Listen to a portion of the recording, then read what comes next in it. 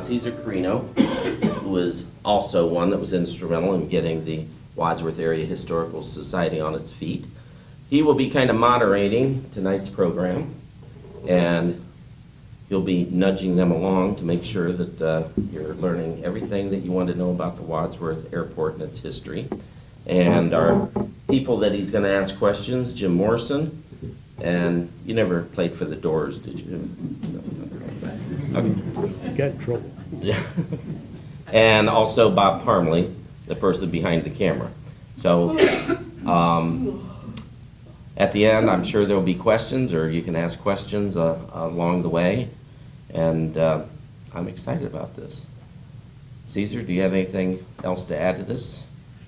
You have an audience and a microphone. You asked me if I have anything to add. Okay. Well, we have to be out of here by midnight, so Okay. kind of keep a lid on it. All right. Well, at this time, I'll turn it over to our speakers. Caesar. When Bob DeLong asked me if I would moderate the program tonight, I thought there could not be a worse person to do that, because you're looking at the biggest coward in the world when it comes to air travel. Nonetheless, I have over 500,000 miles that I have driven, and that's exactly what I do, because I don't rest. I drive that airplane when I'm in the air. But the nice thing about this assignment tonight was that I get to sit next to the two people who probably have had more opportunities to show what Wadsworth Airport can do, has done, and will continue to do than almost anybody else in Wadsworth. And my good friend over here, Bob Parmley, who does everything. He runs cameras, he draws pictures, he takes pictures. What else do you do, Bob? Well, that's about it. That's it? I'm retired now. You know. Oh, you're retired, yeah, I'm sure you are. And then Jim Morrison, very staid and serious type of person. We won't get any chuckles. But the only thing that I'm going to be able to contribute is a little bit of history, and then they're going to start those people off here, and then see if there's anything else that I can remember from, if you have ever read the book, the second book that I wrote, I have a couple chapters dedicated to the airport, but nothing close to what these people are going to be able to tell you. Of course, the air travel in Ohio and in the world probably began in 1903 with the Wright brothers. How many of you worked at the mast shop at any time? Well, I did too.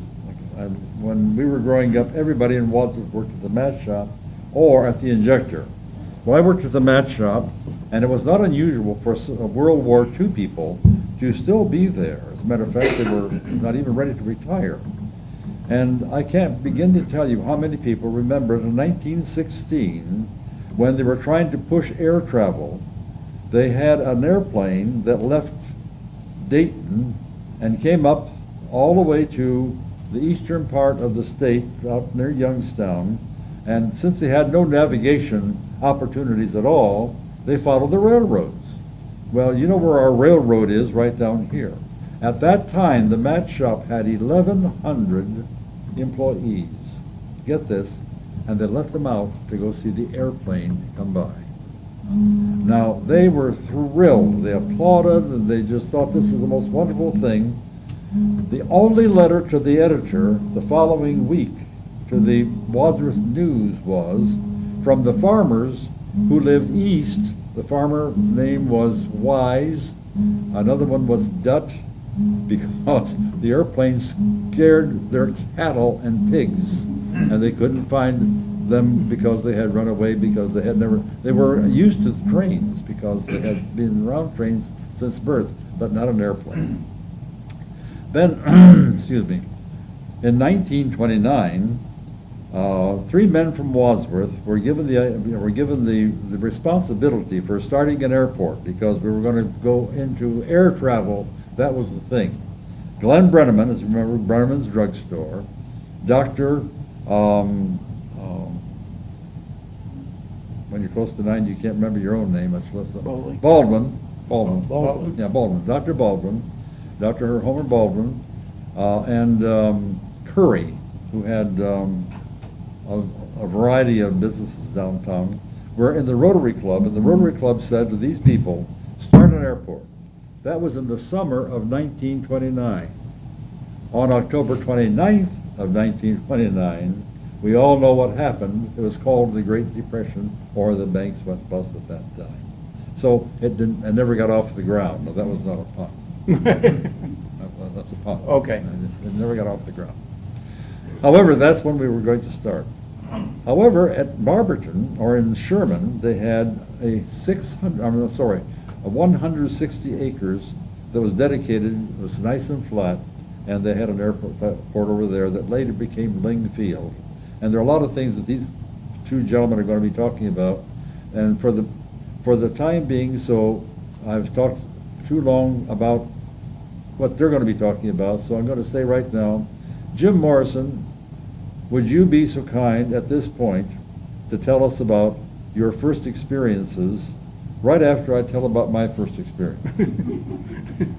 My first experience occurred in August of 1954, when Dr. Nevin Kloss and Dan Wilsine purchased a used bulldozer to start making a runway down at the present airport. They went 300 feet and the bulldozer died. My brother Henry had Torino Ignition at the time and was a good mechanic, and they called him on a Sunday afternoon to come up to repair the bulldozer. And he did. And as soon as he repaired it, Dr. Kloss got on the bulldozer again and started digging. That was the first shovelful, as it were, that started the airport. Take it from there, Jim. Ah, okay, well, I didn't write a book or anything, but I thought I'd write down everything I knew about the airport. It only took a page and a half. But, and I put it in 3 different sections. One was acquiring land, the other is making improvements, and the other is the association. And when you started talking about Dr. Klotz, well, I started in 1954 too, with Dr. Klotz. Dr. Klotz was a town physician, surgeon, very well known, and a pilot. And he had an airplane, and he had it over at Ling Field in Sherman.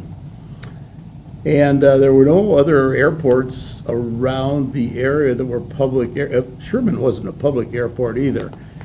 In '54, several people from Wadsworth decided maybe we need an airport someplace in Wadsworth. There were private airports in Medina, Valley City, Brunswick, Lodi, but no public airports except Akron Municipal. Well, anyhow, Dr. Klotz, along with a few others from Rittman and Wadsworth, were looking for a site. At the same time, the city of Wadsworth was building a new sewage treatment plant. And the sewage plant is where you see it today, and the sewer runs from Rittman Road straight down to the sewage plant. Well, the farmer didn't want to sell him an easement. He said, if you want it, buy my farm. So the city bought his farm. Now, his farm was a 300-foot wide strip, which amounts to our first runway, really. Anyhow, the city bought that. And immediately, Dr. Klotz and the group went up to see the city hall, and they said, hey, look, we'd like to lease this bumpy sod area right alongside the sewer line for use as an airport. And city council agreed to them. Said, but we'll have to rezone it. Okay. Zoning people, they had a big hearing on whether or not they could rezone for an airport. And they turned them down. They didn't want no airport in Wadsworth, Ohio. Airplanes flying low, crashing into houses. You know, they didn't want that. They turned it down. So Dr. Klotz and a few other of the local fellows that were with them, they took it to court. And they won. And the zoning commission lost control of trying to rezone the airport because it already belonged to the city. Interesting. So this was the start of the airport, 1954. So What do we have? We have a bumpy field that's alongside of a store. And I landed on that with taking a ride with a couple guys one time, and it was a whoop-de-doo. It was terrible.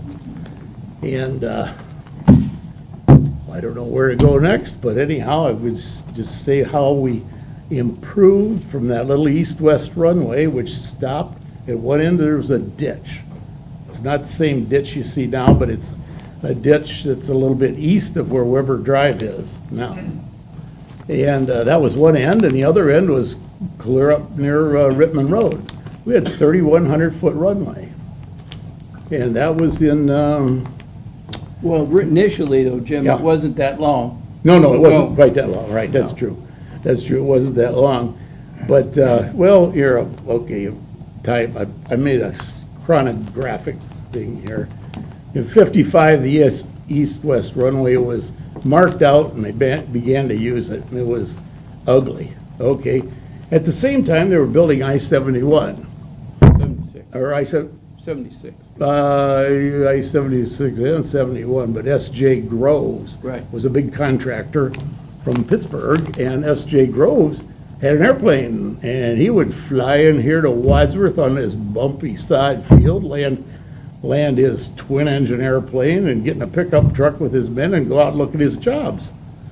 And he and Dr. Klotz get their heads together, and Doc says, boy, we could sure stand some grading of this runway to make it smooth enough to live with.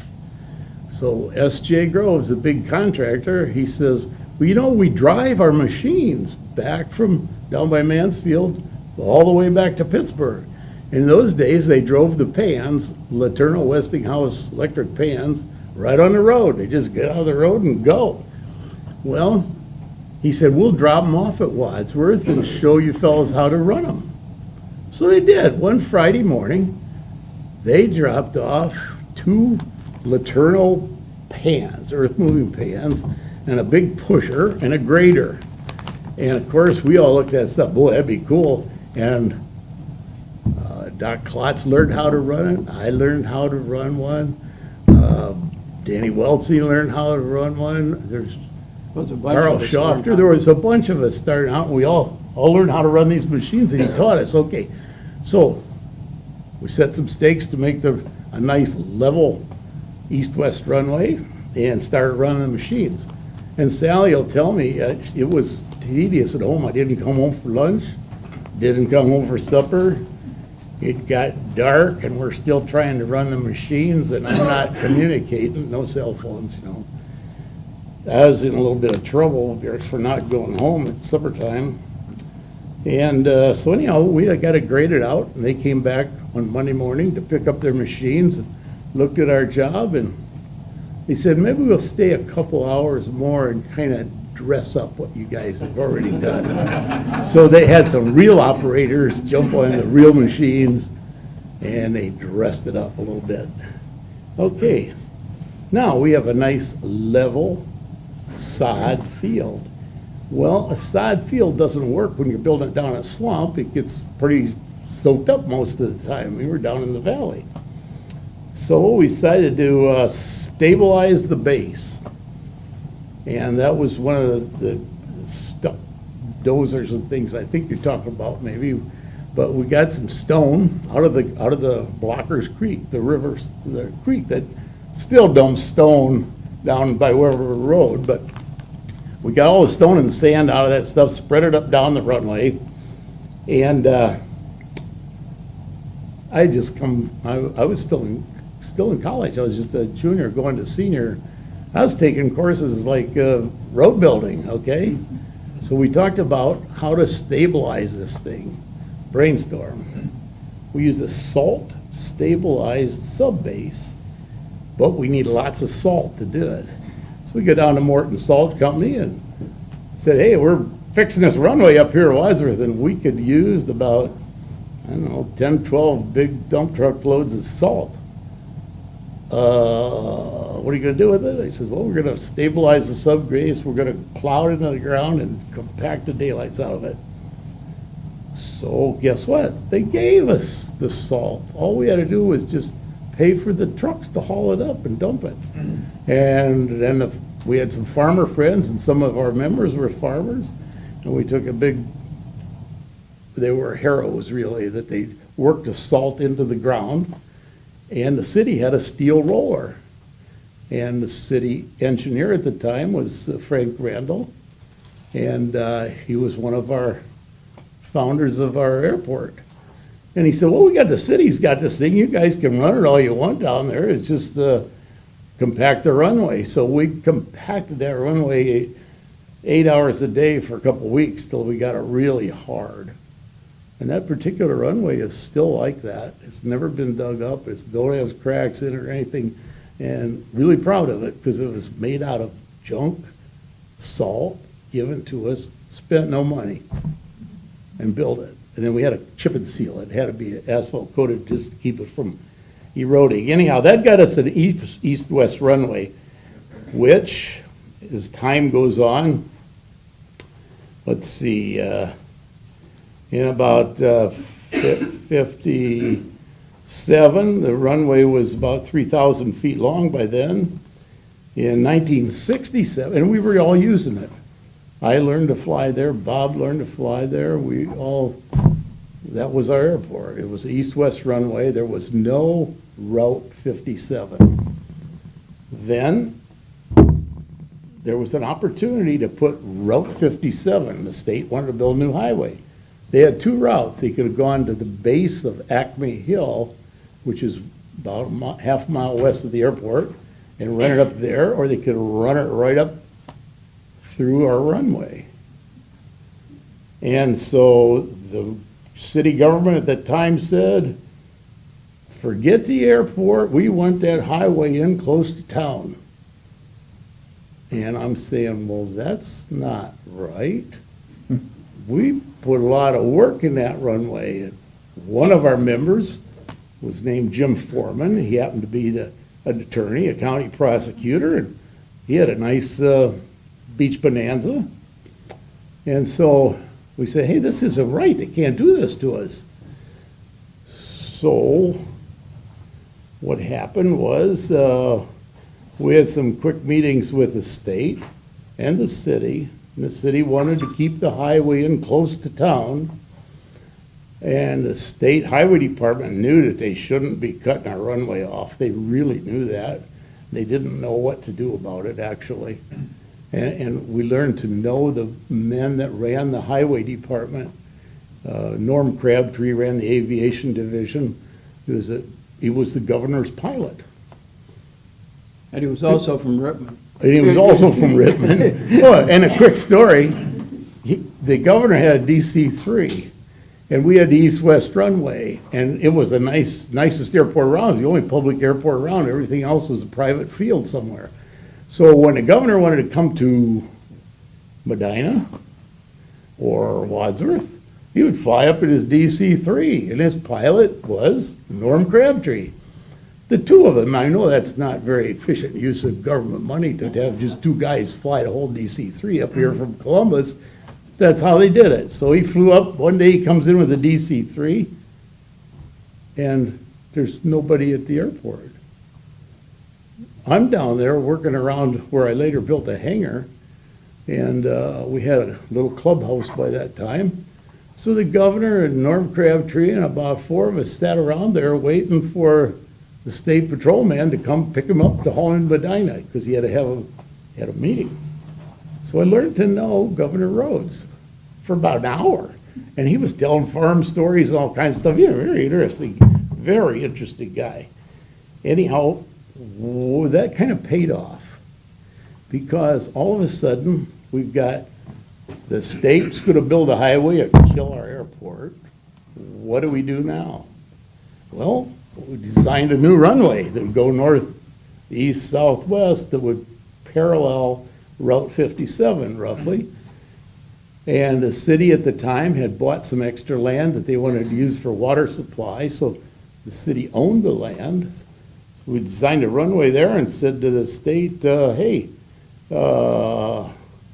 we could build this runway northeast, southwest, replace what we've got, but we don't have any money. Okay. So anyhow, one thing led to another, and Well, Governor Ro- one of the things, Governor Rhodes decided that every county in the state of Ohio would have an airport. an airport, a paved runway airport. And that's true today. Almost every county has taken advantage of the plan the governor made back then, looked for and built these runways out in all the rural counties. Anyhow, it became I learned a little about politics at the time, and I'm just an engineer, a surveyor guy, you know, but all of a sudden, I've had this meeting with the governor, just shooting a breeze with him. I knew him. And we had a fellow here in town named Neuenschwander, who was our development director for Wadsworth. And he later went to work for the governor. Well, anyhow, all those things are politics, and they were really well worked. But the grant had to go to the Medina County. Okay. So then what do we do? Well, at the time, City of Wadsworth had their own county commissioner, Joe Neath. Joe Neath was our county commissioner, and I knew Joe Neath. My dad knew him, and he was on my paper route when I had a paper route. And so I went to see Joe Neath, and I said, "Hey, Joe, we got this all planned out to make a runway here in Wadsworth, but what are the county commissioners going to do? Are we going to get the money, or is somebody else?" He says, "Jimmy," he says, "there'll be a lot of noise, but don't you worry, we're getting the money." Okay, that's how politics works, okay? So it was noisy. There were newspaper articles. Freedom Field wanted the money in Medina. Everybody wanted $100,000 to build the first piece of runway. And it finally come to a big vote up at the commissioner's office, and lo and behold, it goes straight to Wadsworth. I'm glad he was on my paper route. Anyhow, that's kind of how that worked, and we took those dollars, built a northeast southwest runway. Later on, we got additional grants through damages. The highway department paid us a bunch of damage money, another $67,000 to help finish the runway. And so we were able to put in the runway you see now. It hasn't changed at all. The only thing that's changed on it has been resurfaced a few years ago, and that's about it. But that runway got built back in, 67, 68. At the same time that was happening,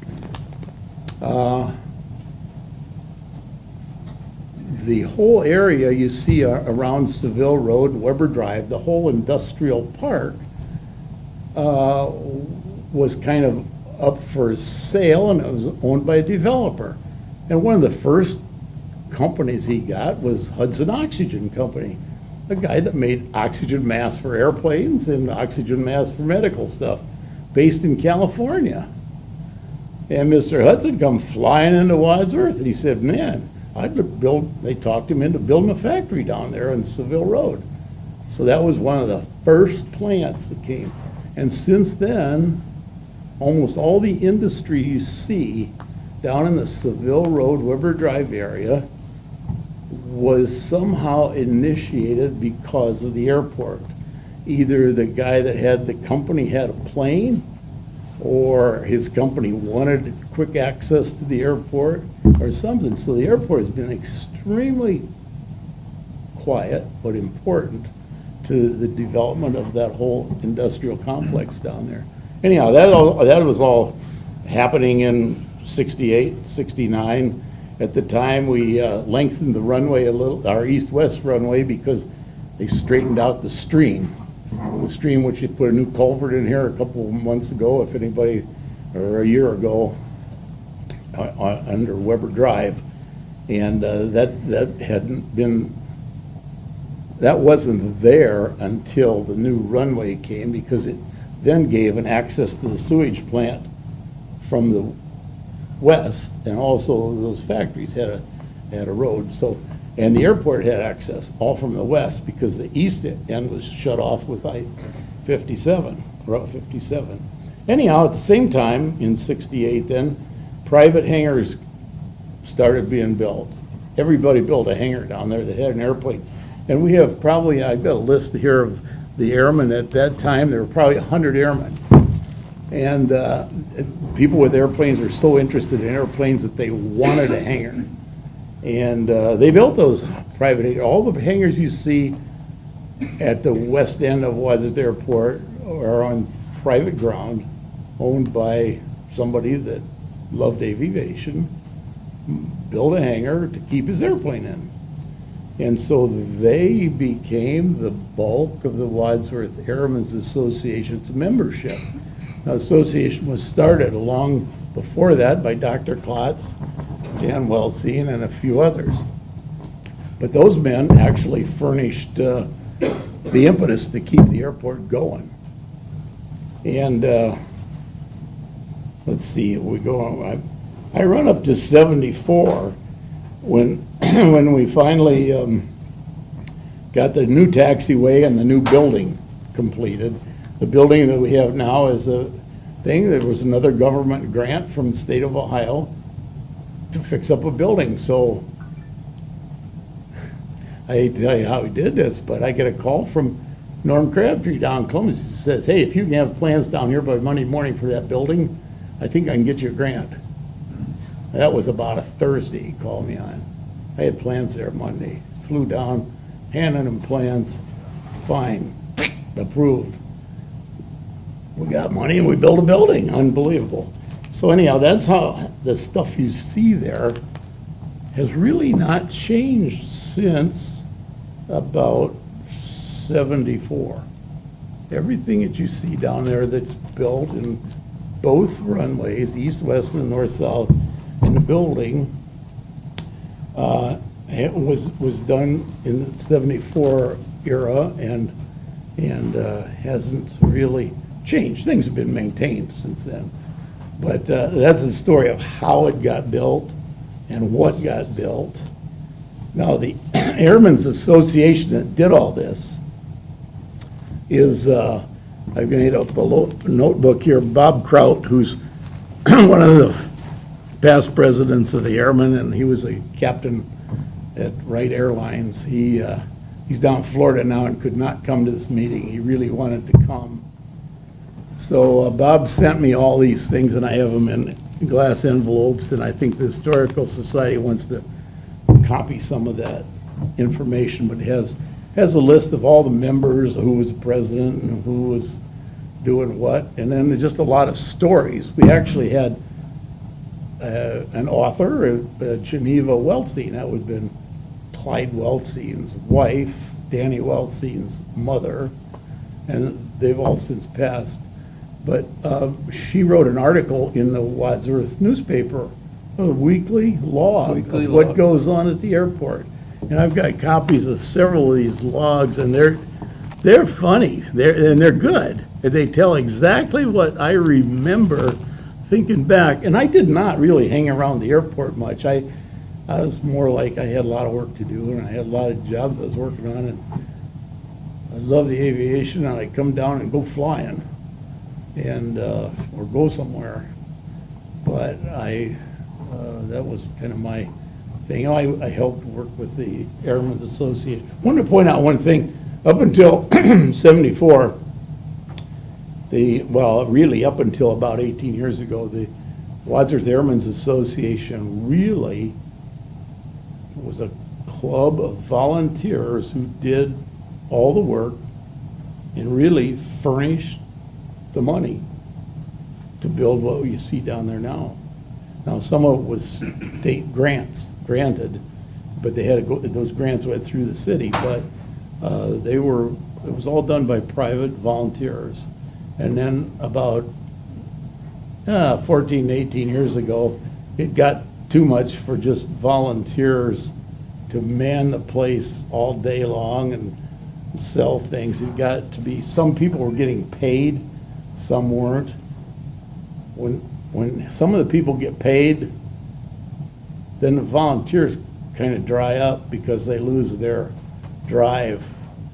And we had people who were diesel mechanics that would work on the snow plows and make them work, overhaul them. They did that all for free. Everybody did everything for free up through 1990, probably. And then It was also with the club, if you were Yeah. a member of the club, your dues was based on how much you volunteered. In other words, you had to volunteer, what, you said 60, I thought it was more than that, but 60 hours a year yeah, I don't know, we to, got so things you like. got it, or you had to pay more dues. Yeah, that's what it is. Yeah, you gotta, yeah, your fee was like $30 a month, wasn't it, or a year? I forget which it was. It's $30 yeah, the membership fee, annual dues were $30, but you were expected to work certain number of hours at the airport doing things that needed done at the airport for free. Otherwise, you had to pay another $30. You know, You got you didn't get the benefit. Jim, I'm Yeah. really, really pleased this is being, at least I thought it was. Don't we have a WCTV person? Yeah, no, I'm the you're doing- oh, you're doing WCTV okay. person, yeah, tonight. Because these are the kinds of things that were not in any of the books. I did the research on the airport. None of this was written down. And now Jim has told you. And you know, as you were sitting here, I was thinking to myself, Bob, your family has been in Wadsworth, what, at least 100 some odd years? Yes. How many? I don't know, but my great-grandfather had the buggy shop down. Right. Transportation from buggies to airplanes, correct? Correct. Buggies to airplanes, and trucking, Trucking company, yeah, H.J. Hall. H.J. Hall, the relationship there, was it Harry's, or? He was my Jerry's? grandfather. He was your grandfather, right, and so forth. Now, Jim has to be one of the greatest people that ever walked the face of the earth, because what you hear is what he's thinking, and what he's here. I've never heard Jim ever equivocate on anything, I mean at all, right? Matter of fact, We all tell stories on bad days, you know, when you can't fly and everybody's sitting around the airport and it's raining. We may enhance some of the facts a little bit, you know, we tell stories. but they're good enhancements, that's wonderful. But really, you know, I thinking back, you know, the reason that we had 100 men in the Airmen's Association, you had 100 people that loved aviation. And their love for aviation was such they did not mind giving their time, their effort, and their talent to making it work. And that's what made Right. the association work. You know, you mentioned Geneva Welcy, the only person who never knew how to drive a car, but she could fly an airplane, the only woman. I was mentioning here about Bob and his identification with transportation. Now, I've known Bob, 1,000 years? You're pretty close to Right, that. pretty close to 1,000, yeah. years. And every time I've talked to him, he has had something which is not only interesting, but it's erudite. What I'm saying is, it's really, really deep. So I'm going to ask Bob right now, if you will, but before I do, I have to remember something that I wanted to mention that Jim was talking about.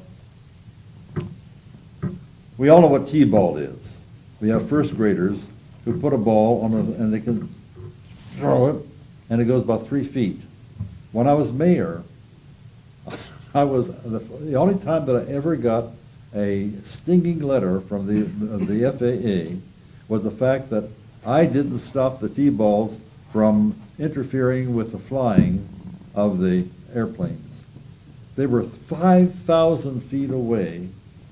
There's no way that they could hit that ball more than 3 or 4 feet, and they thought that was a danger.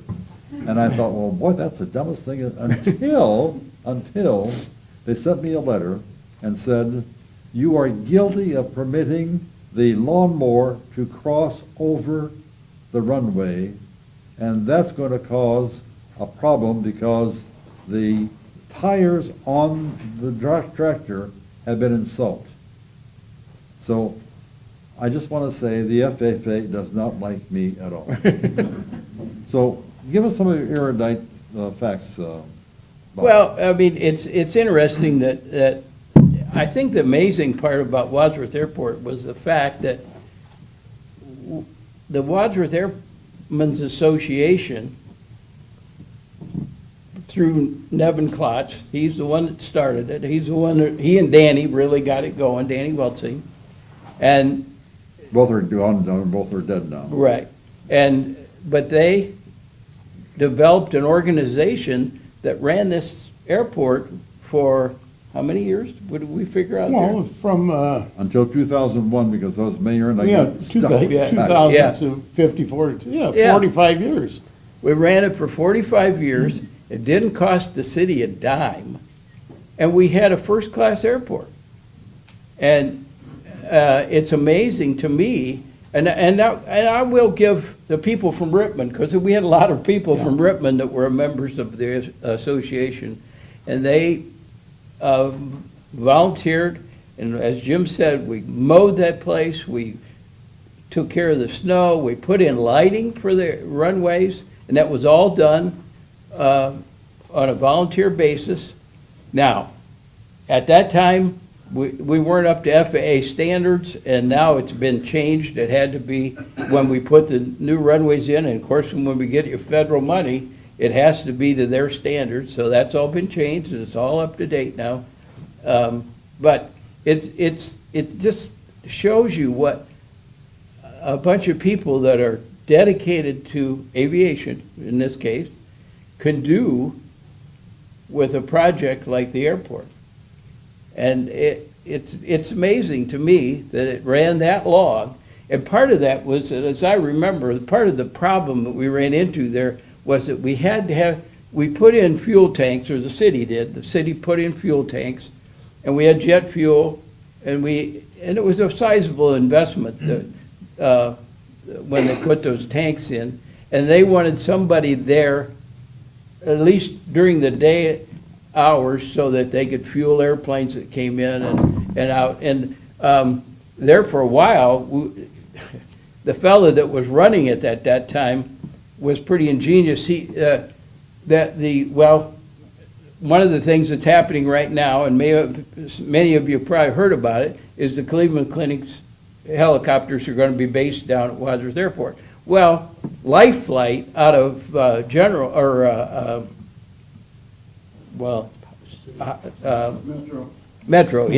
General out of Cleveland. Ed was running the airport, and he gave those guys a key, and they could stop at night and pick up jet fuel, and they used to do it quite often. They'd come in here, pick up night, and he gave them a key, and he says, I don't think it's a problem. He said they'll pay for it there because they put it on a credit card, and so I mean that's the kind of thing. But when you start having someone that has to be there that all the time, then you start running into problems with, as Jim said, volunteers not wanting to do their thing. Now, it's interesting, and I don't know how many people we have, but thanks to Danny, because of Dan Weltsing and all the training he did, not only at Wadsworth but out at Sky Park. Myself, I learned to fly here at Wadsworth. I went to Embry-Riddle down in Florida, that's Aviation University down there, and I got my commercial ticket, and I made my living at this till I retired. I flew for a corporation out of Cleveland, and very fortunate. It was a great company. And we have, well, I know there's 4 or 5 people that live around town that are doing that now, still doing that. They got their start at Wadsworth Airport. There's, and unfortunately, Alan Trent, who was, we lost him during the Vietnam War. Alan got his training here at Wadsworth, and we lost him during the Vietnam War. But it would be interesting to know just how many pilots got their start that are flying commercially. Mike Foreman. It's our astronaut. Yeah, well, yeah.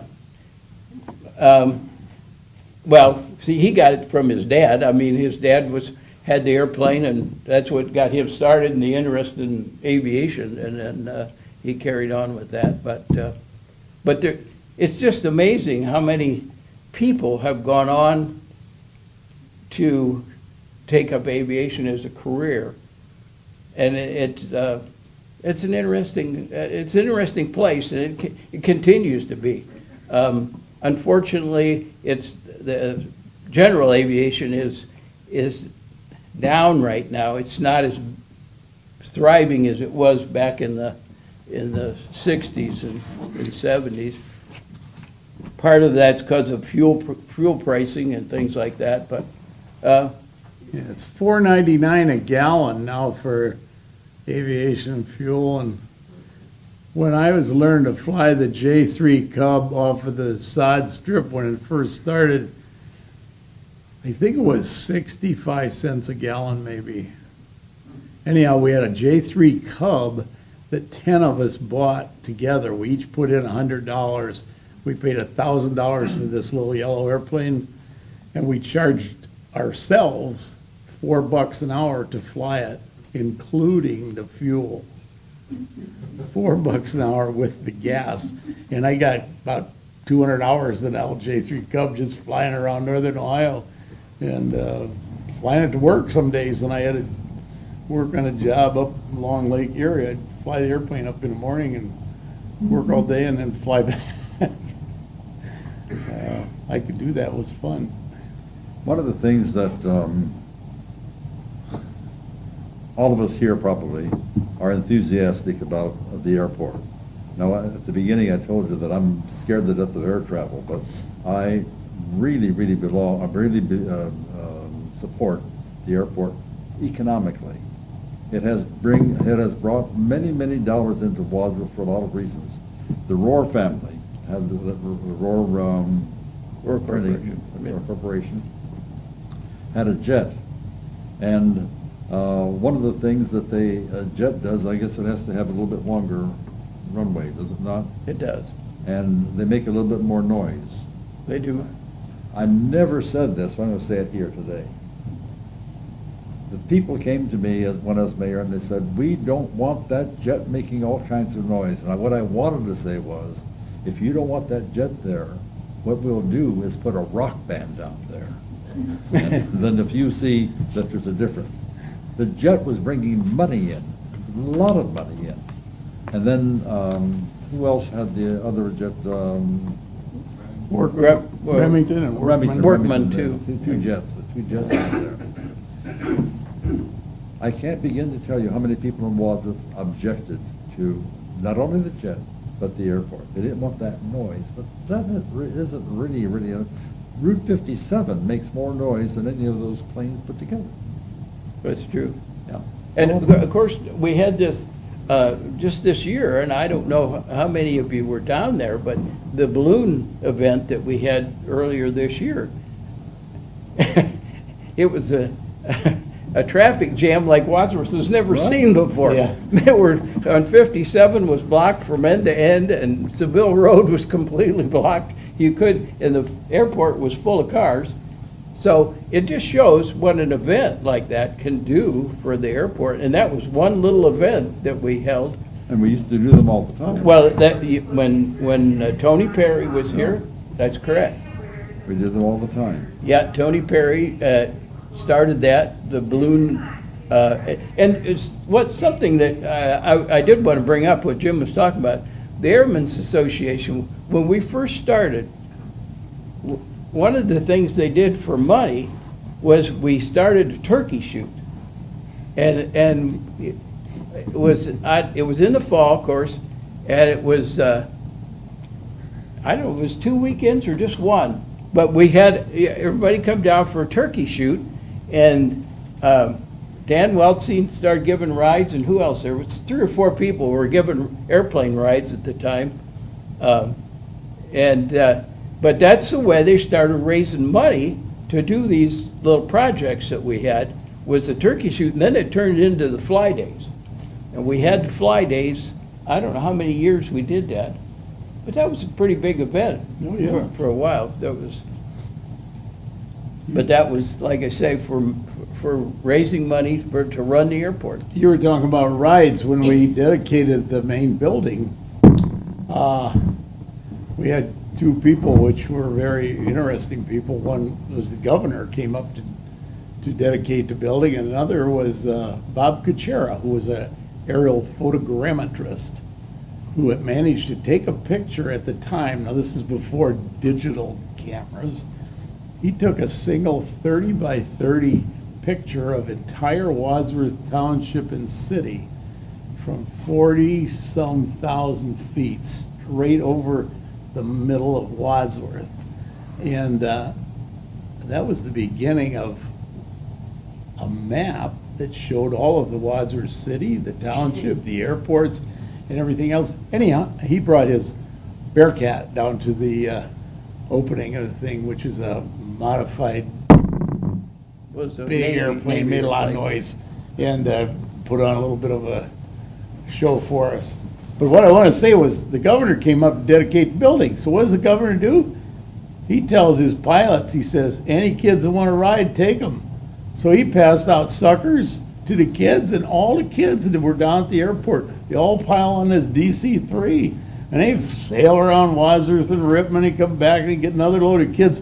All the time while the governor was here doing his dedication and talk, he was putting his airplane to work, hauling the people around. Now that's a politician. You know, we always get that message that we're overstaying our welcome or something. Who's the library person today? One who introduced us. Did he leave already? Sure. Well, of course he did. We want to take just a couple of minutes to have your questions or any comments, or if anyone has anything that would be of interest to the rest of the group about the airport, some personal, you have one. Go ahead. Or are you just licking your fingernails? I guess, yes, go ahead. What changes do you see coming with the helicopter pads and the Cleveland Clinic coming and going from there? I don't see much of anything. Now, the new helicopters are they're quieter than the old ones were. So obviously there's going to be at night, if you lived immediately right there at the airport, you might hear them fly out. But, you know, like I said before, the Metro General used to come in and out. And when we did that, I remember the guy that was running the airport, he said, no one's ever said a word about that. Because in the middle of the night, they would come and go, and nobody ever heard them. Well, they're in the middle of almost nowhere down there. Yeah, I mean, they'll go up and be out of there. Oh, no, I wasn't worried about the sound. I just wondered, will they be building new pads? You don't have helicopters. Well, they have a pad right out in front of the hangar. They've got a hangar down there now that they're refurbishing so the flight crew can sleep overnight there, you know, and be ready to go. They have to have, well, there's a pilot, a co-pilot, and a nurse, a nurse. Yeah. Flight nurse. They have to be on duty somebody has to be there 24 hours a day, 7 days a week. No, I know I won't be bothered about it because we live near the hospital in that development. And of course. Yeah, they come in and not out of so there much, but occasionally. They come in and out of there. It can be the middle of the night and I want to run out and watch it. Always like to watch a helicopter land on the hospital. I'm always glad that I'm not the person coming after. Yes. What's the history of the jet on the pole? Pardon me? That's a good question, Bill. I should have talked about that. Well, the jet on the pole, the history is that somehow one of our members worked around to acquiring the jet, where the government gave it to us. It came from Toledo, actually. No, it came from Mansfield, Or Mansfield. because there's a fella I know that used to fly it. Okay. Is that F-85? Yeah, No, we had to build the stand. T-33. We did that back, when was it? We did that, I forget. It was, I don't have the date that happened, but I helped design a post to put it on there, spot, I don't know, 8 yards of concrete down about 8 feet down. It's not gonna tip over or fly away, that's for sure. We have in our audience tonight the person who's responsible for the airport from the city, and that's Robert Patrick in the back, who probably will shoot me for calling upon him. But Robert, would you have any comments that you would like to say that the city has been working on? Been working on? Well, I think, Why don't you come up here, Robert? Robert is the service director for the city of Wadsworth, and it's under his aegis that all of the airport things. Yeah, I wanted to show you on your way up, Robert, $4 a ride at the Wadsworth Airport for Wright Airlines. Come down and haul you for $4. that's a lot more than you wanted to charge me last week. Yeah, it was. I was gonna make you buy gas. Well, I think the airport is a nice asset to the community. It brings a lot of value, like Mayor Carino had mentioned, and there's a lot of other things that it brings too. So, like Mr. Parmalee had mentioned, the great balloon event that we had, that so many people were very excited and really enjoyed and had a great time. I would anticipate more events like that in the future, and greater expansion of some of those events. We have been emphasizing some more improvements into the facility. As of late, as Mr. Morrison said, 2 years ago, we were fortunate to get a nice big grant from the FAA and from ODOT, and so we kicked in for the city share, and we spent about $1 million combined to resurface that runway to bring that up to the standard it should. And we're looking at some other grant opportunities for the east-west runway, and there's been a long-term master plan to do some redevelopment down there, and so we're working on how that should progress. But I think overall it is a nice facility, and it does bring a lot of value. So we appreciate all the dedicated folks like you see here, and many others that really are committed to the airport and seeing it be a success. So when are you signing up for lessons? Well, maybe I'll get a free ride, and we'll see how it goes. Free ride to start with. Yeah. Let's hope. Robert, thank you very much. That's good news. The airport does have some problems in terms of logistics and things of this nature, but they go through Robert, and I don't know how he does it, but you never hear about them. Now, whether he goes home and cries, I don't know. But I do know that there are some problems that arise. For instance, cost of jet fuel, having to negotiate that, and all of the regulations. The regulations are absolutely horrendous in some of these, some of the FAA regulations, but they have to go through him. And we're grateful, Robert, that you're supporting and that the city is supporting the airport. What happened with the thoughts of extending the north-south runway? I'll let Jim answer What that. happened to? Repeat Well, the that was in question the paper Yeah. a few years Well, back. you know, Repeat we've the gone question, through several Jim. studies. Repeat. It seems like in order, okay, the question is about extension of the north-south runway, basically to allow a little heavier jets to land, give them a little more length to land. My little Cessna, I don't need that What is it, over a much. mile, isn't it? Usually, if I land right, I don't. Yeah, well, it's only 3,500 feet now, but it'd be nice if it were like 5,000 feet long. It'd be Yeah. perfect. About a mile. All those things now, we're under the federal control, essentially. The federal government has to bless a master plan every time we had a master plan design or done, and they did a bunch of earthwork, all kinds of environmental studies to make it work. And then they dropped funding on it, and the environmental studies times ran out. So you have to keep doing this over and over and over and study it until you build something. And it's really frustrating for people who like to do things. But that's how government works. There's not much we can really Is that do still on the about. planning? Yeah, it's still, yeah, I think our current master plan is, well, see, the one I printed on the front here is a 2005 one. That's the ultimate master plan that stretches out, 5,500 feet, goes clear down towards Eastern Road. But that one that's by the way now. That was actually replacing the north-south as it is right now. Yes, changing the angle a little bit. Yeah. Yeah, that included, also with that plan, included new hangars and new spaces for those in the new administration building. And, that was put together about 10 years ago, and funding cycles were a little different then. We had the Great Recession shortly after that, and a lot of that money, the federal monies, have kind of went by the wayside when there's other priorities now. So it looks like the funding for something like that isn't going to be available to us, at least for the near future. Estimates for a new airport like that are around $20 to $25 million, and so that would be heavily funded by the FAA, but then there'd also be a heavy a percentage of city share for that too.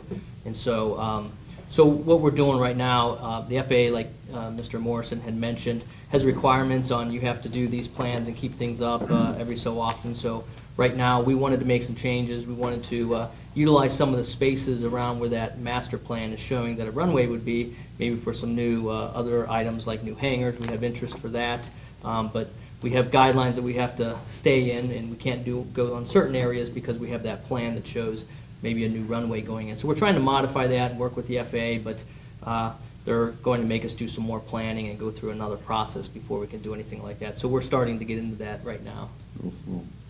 We have a question from a newspaper reporter. Yeah, going back in history a little bit, I think you talked about the cookie shoot, but can you maybe talk about the fly days a little bit that they used to have at the old airport? Two things. One, my memory sometimes fails.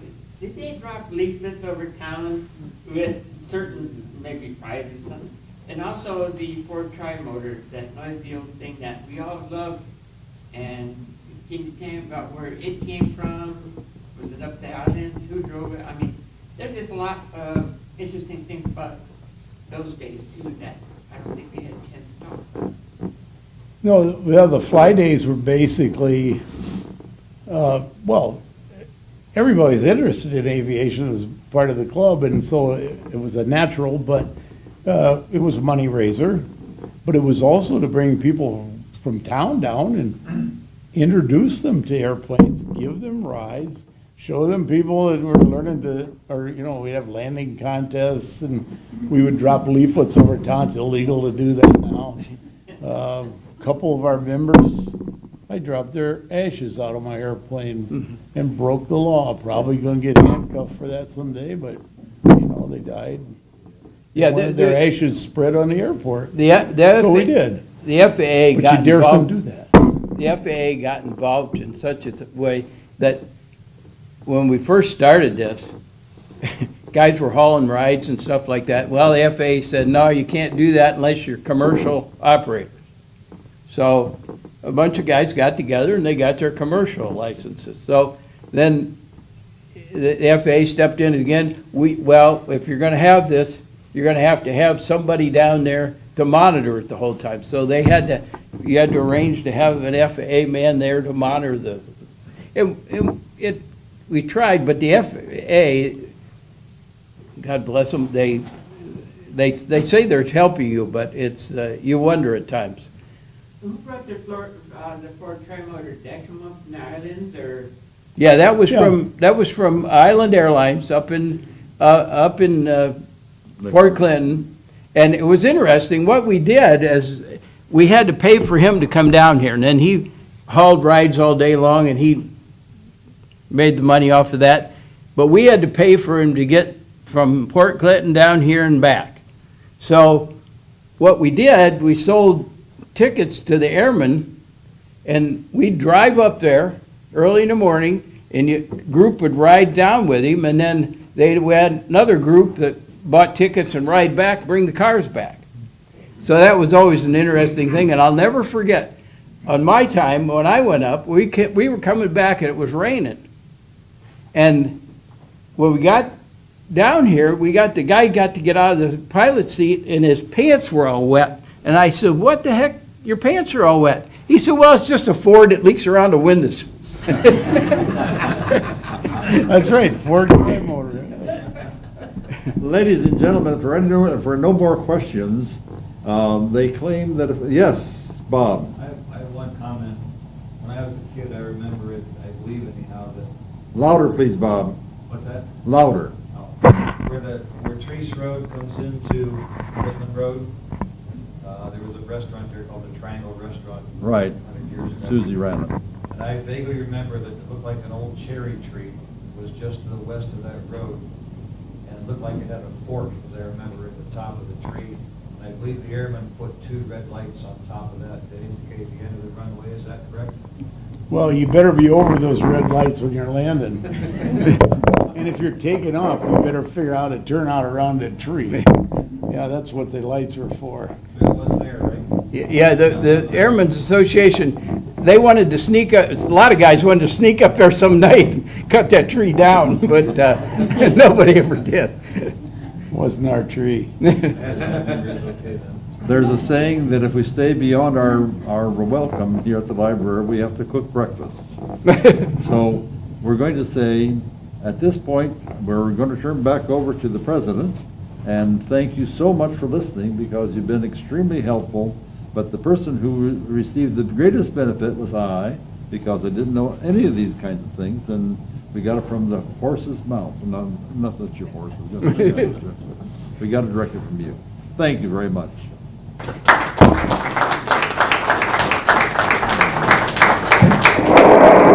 Okay, I think Mr. Heller is still here, and again, if you're interested in signing up or signing a raffle ticket, he wants to give out 3 free airplane rides.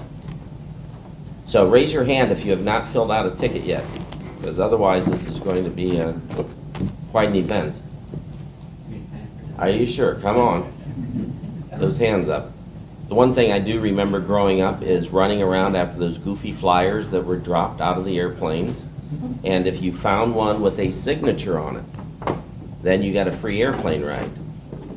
So everybody was going through and picking them up, and it was kind of like the best thing to have the most flyers but I don't know how that would happen today if you happen to be able to do that, because we were running out in the streets and through backyards and over the neighbor's dog trying to get those flyers. And if I remember correctly, one of the football games we had with Orville, one of those airmen took some type of flyers and dropped them over the city of Orville, something about the football game and the competition that was coming up, and they got into a lot of trouble for littering.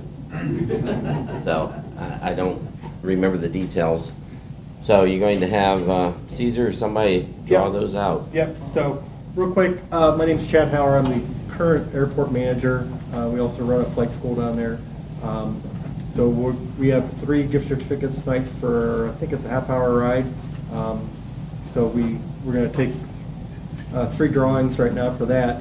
But I just want to tell everybody to encourage their children, grandchildren, great-grandchildren, neighbors, anybody that's interested in aviation to come down to the airport.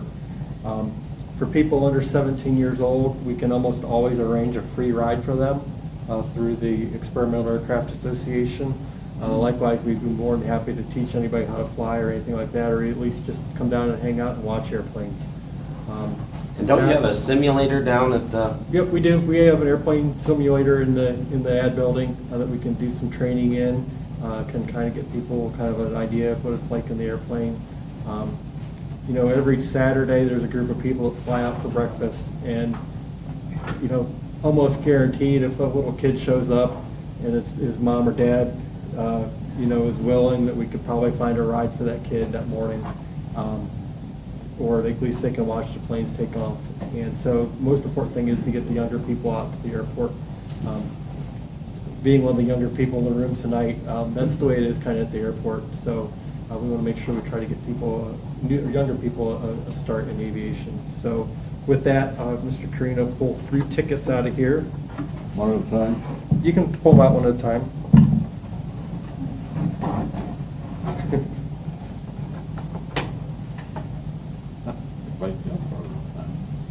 This one goes to Fran Hammerly. There you go, Fran. Fran, come see me afterwards, and I'll give you the gift certificate. And then the next one, I'm shuffling them here. This one goes to Maggie Sayer. Maggie, how nice.